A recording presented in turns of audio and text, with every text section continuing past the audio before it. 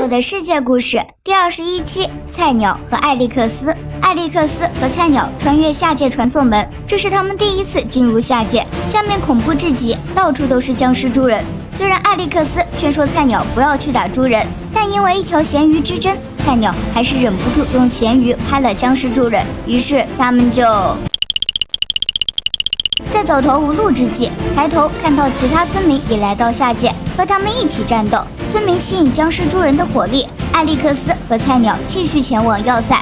他们来到下界要塞的大门前，果然看到史蒂夫的背影，但转身过来的却是 him， 并不是史蒂夫。菜鸟解释 him 和史蒂夫合体了，可能是因为 bug 导致了 him 数据不稳定，在和史蒂夫大战中被雷击中触发 bug， 导致两人合体。史蒂夫想要打开下界大门，彻底驱逐 him。当他准备开门的时候， him 军团出现了。下一期下界战争。